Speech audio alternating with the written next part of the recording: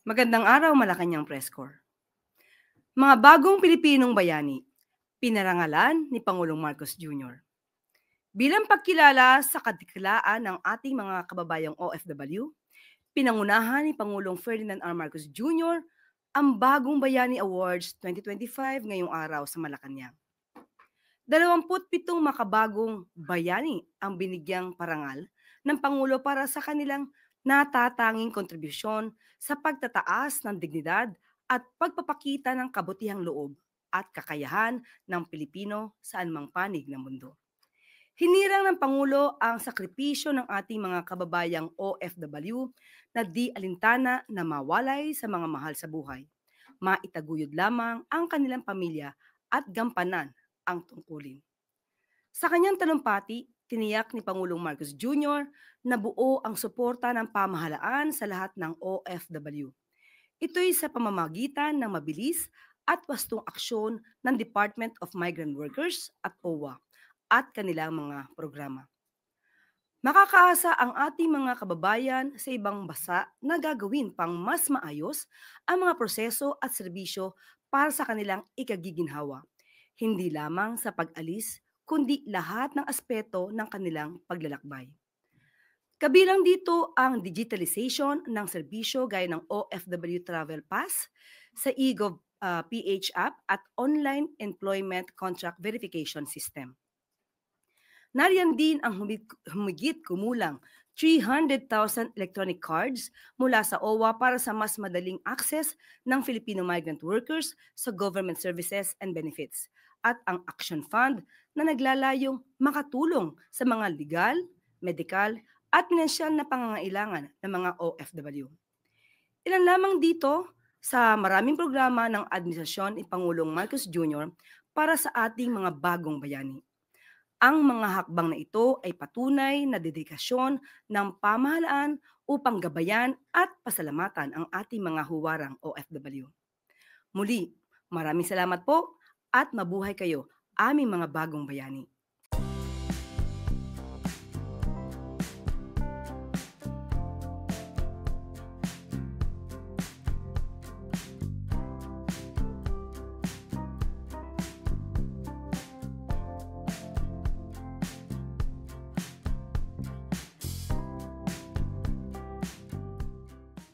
Pagbabalik ng mga nalustay na pera sa illegal flood control projects, sinimulan na ng Bureau of Customs, alinsunod sa utos ni Pangulong Ferdinand R. Marcos Jr. Bilang tugon sa utos ni Pangulong Marcos Jr. na maibalik ang pera ng taong bayan mula sa mga maanumalyang flood control projects. Sinimulan na kaninang umaga ang pag-auction sa 7 mamahaling sasakyan ng mga diskaya na nakumpiska ng Bureau of Customs. Patunay din ito sa hangarin ni Pangulong Marcos Jr. na maipakita sa publiko na walang puwang sa pamahalaan ang iligal na mga gawain at uusigin ang sinumang lalabag sa batas. Ayon sa BOC, sa pangunguna ni Commissioner Ariel Nepomuceno, makakaasa ang taumbayan na lahat ng proceeds mula sa auction ay agad na iririmit sa National Treasury. Ibig sabihin, buong-buo na maibabalik ang pondo sa kaban ng bayan. Sa ngayon, inaasahang maibabalik sa taumbayan ang mahigit 103 million pesos mula sa 7 mamahaling sasakyan na nakumpiska sa mga diskaya. Ayon sa ahensya, simula pa lamang ito sa mga hakbang ng pamahalaan upang maibalik ang pera ng taumbayan. Mayroon pang 14 na construction companies ang kanila ring binabantayan sa ngayon. Mahigit 3 buwan pa lang simula ng paimbestigahan ni Pangulong Marcos Jr. ang isyu ng korupsyon, may nakikita ng resulta ang taong bayan. Isa itong patunay sa seryosong paghahabol ng Pangulo sa mga iligal na gawain ng mga korap sa pamahalaan. Natin ngayong auction, ito ay hindi lamang upang makalikom tayo ng more than 110 million minimum possible proceeds from the luxury vehicles. Mas importante dito sa pera o pondo na maaari natin makuha ay ang simbolismo at ang pagpapahalaga natin na pag ikaw ay gumawa ng mali, ikaw ay mananagot at ang pera ng bansa dapat ay pakinabangan ng ating mga kababayan. At maaari na po akong tumanggap ng inyong mga katanungan. First question, Eugene Fernandez, IBC 13.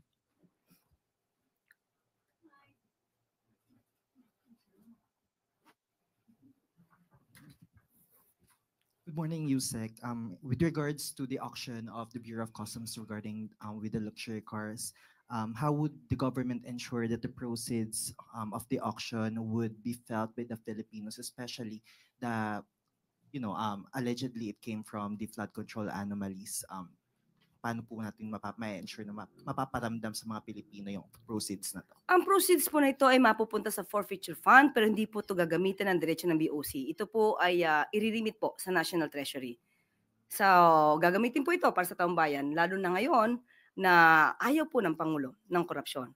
So, makakasiguro po tayo sa pamamahala ni Pangulong Marcos Jr. na mga pondong ito ay dapat magamit sa tama.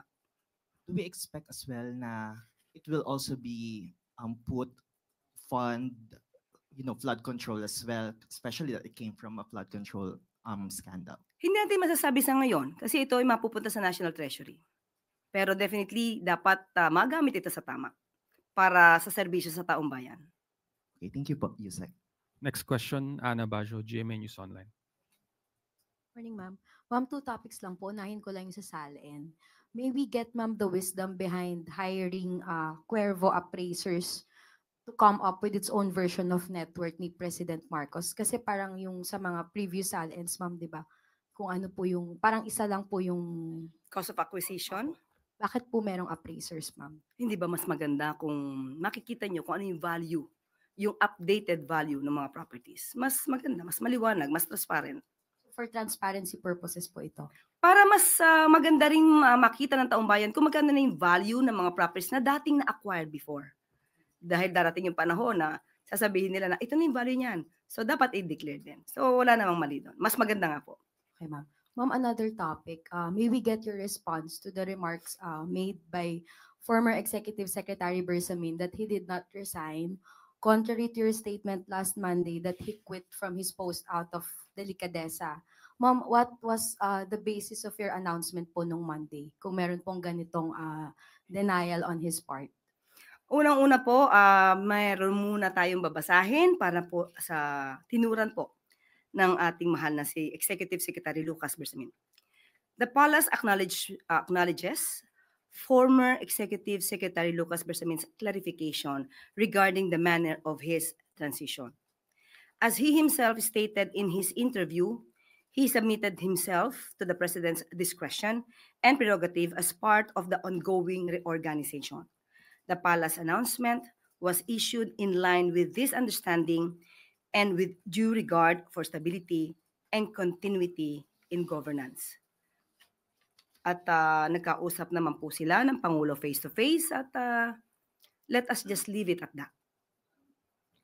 Ma'am, E.S. Bersamin admitted that he felt bad doon po sa naging announcement. And na-mention po niya na on the morning po ng Monday, meron pong tumawag sa kanya, a close friend of his, and hindi raw po ito taga palasyo, asking him to exit the cabinet.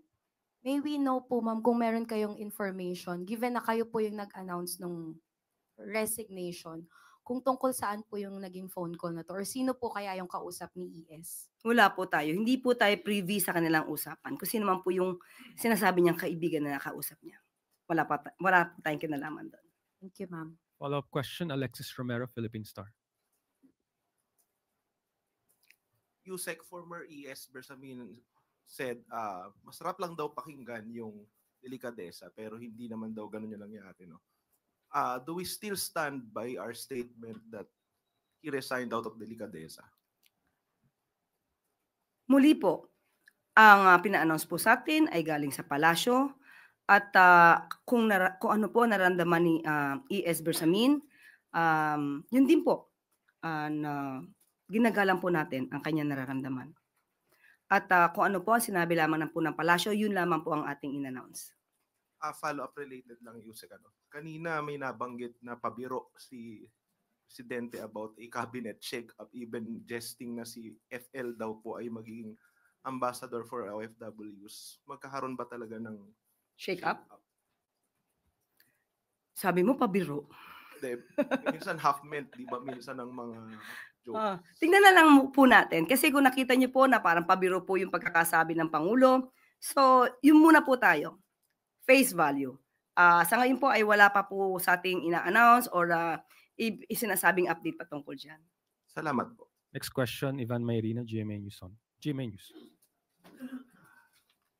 Morning, Yusek. With the very important cabinet secretaries, no less than the executive secretary and the budget secretary being removed from the cabinet, at may mga undersecretaries being investigated for conspiracy to commit plunder, is there an internal investigation ongoing, considering that the scandal has possibly hit the high levels to the low levels of the bureaucracy?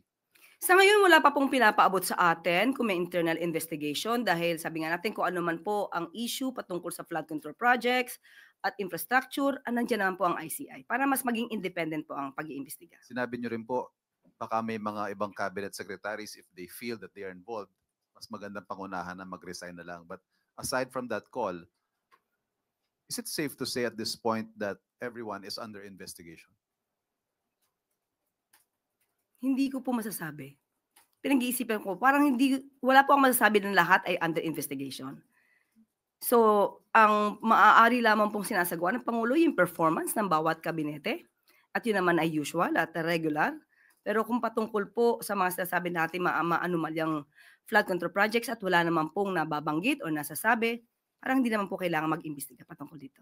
Ma'am, with cabinet secretaries being made to resign or resignations being accepted as you announced, and seemingly given graceful exits, paano po masisiguro ng administrasyon that they will be made to stand investigation and eventually prosecution should it come to it?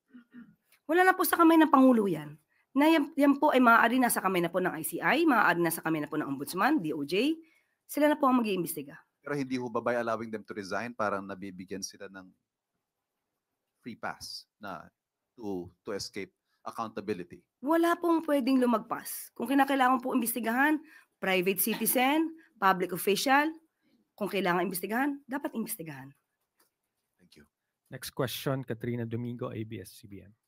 Morning, Undersecretary. The former executive secretary denied that he resigned out of his own accord. So ano po yung totoong reason kung bakit po siya tinanggal at sino po yung nagpatanggal? Muli, binanggit na po natin ang ating sagot at sila'y nagkausap na po at sinabi nga po natin, pabayaan na po natin at sila naman po ay nagkausap na. I'm sorry, hindi namin pwede pabayaan because the taxpayers who are funding the government and are actually paying the salaries of this administration is actually asking for the truth from the palace. Bakit po natanggal yung executive secretary at sino po yung nagpatanggal sa kanya? Hindi ko po masasabi kung sino po nagpatanggal sa kanya. Binanggit ko po kanina na hindi ko po alam kung sinong kausap niya. Kung yun pa ang nababasa ng palasyo, dahil sinabit niya naman po ang sarili niya sa President's prerogative, yan lang po ang ating masasabi. At tinanggap po ang sinasabing resignation. Okay, ma'am, just a follow-up question if you could not give us the exact reason for Bersamin's removal. The former executive secretary was not the first official who actually experienced this kind of treatment na parang they were caught by surprise with their removal. We saw the removal of Baguio City Mayor Benjamin Magalong from the ICI, also the removal of former DPWH Secretary Bonoan from his post. How does the palace actually explain the seeming trend of unceremonious removal of high-ranking officials in the Philippine seat of power? Tanong po natin, tinanggal po ba si Mayor Magalong? Sino po bang nag-resign? Ang huli natin pagkakasabi tungkol kay Mayor Magalong ay ipapatignan, ipapacheck, ipapa-assess sa legal team kung mayroon ba na-violate. Wala pong nagpa-resign kay Mayor Magalong. Action niya po yan, voluntaryo. Kaya hindi po pwedeng isama o sabihin na may unceremoniously call for his resignation. Yung nire-raise po nitong mga official na to is that nauuna lagi daw po yung yung announcement before they were actually called on or discussed yung issue with themselves. How does the palace respond to that? Na may parang gap in terms of communication within the president's inner circle? Tandaan po natin, lahat naman po kami ay, ang aming service ay upon the pleasure of the President. Sabi nga nila, pagpasok mo dito, hindi mo alam kung ito naman yung huling araw mo. So lahat po kami dapat ay handa doon. Next question, Ann Soberano, Bombo Radio.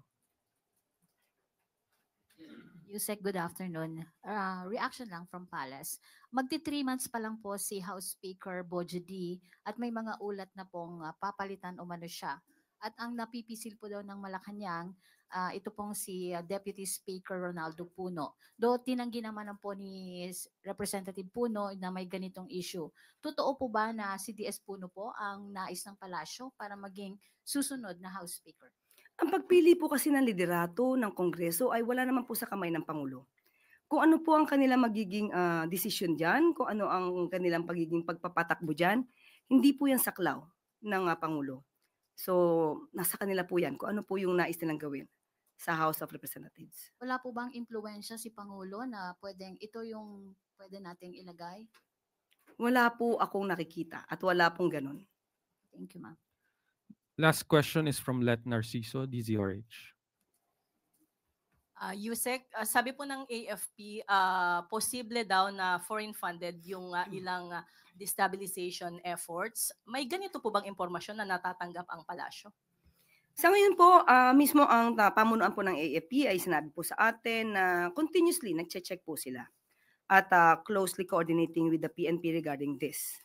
At kung ito man ay may katotohanan, kapwa Pilipino, kung may katotohanan at makikita po sa kanilang pag-iimbestiga na foreign funded itong kanilang isinasagawang rally, masasabi po natin ito'y pagtataksil sa bayan. At hindi po nararapat ito na pinanghimasukan tayo ng ibang bansa. Ang politika natin ay mukhang pinanghihimasukan na ng ibang bansa. So hindi po maganda. Sana hindi po lumalim pa ang itong klase mga aktibidad kung nagpopondo lang naman din po ay ibang bansa. May direktiba po ba ang Commander-in-Chief tungkol dito? Still, ganun pa rin po. Kung ano po ang hindi dapat sa bansa, kung nasisira po ang interes ng bansa, dapat pong mas imbestigahan po. Pero sa ngayon po, chinecheck lamang po ito. Continues looking on this matter, ang AFP. That is the last question, Yusek. Thank you very much. League of Provinces of the Philippines, nakatakdang bumisita kay Pangulong Ferdinand R. Marcos Jr. ngayong hapon. Inaasahang magbibigay ng courtesy call ang LPP ngayong hapon kay Pangulong Marcos Jr. Layunin ng courtesy call ng LPP na maipaabot ang kanilang suporta sa liderato ni Pangulong Marcos Jr. at ang kanilang suporta para sa pagpapasa ng mga mahalagang legislative proposals. Nagpapatuloy din ang kumpiyansa ng LPP sa administrasyon ni Pangulong Marcos Jr. at sa kanyang magandang hangarin sa pag-unlad ng bansa. Nagpapasalamat naman si Pangulong Marcos Jr. sa walang humpay na tiwala at kumpiyansa ng LPP para sa kasalukuyang administrasyon. Patuloy din ang pamahalaan upang itaguyod ang transparency, accountability, at responsableng paggamit ng pera ng bayan, lalo na sa national na pagproseso ng budget.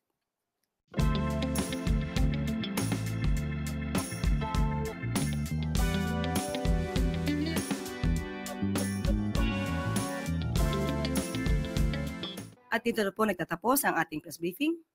Magandang araw para sa bagong Pilipinas.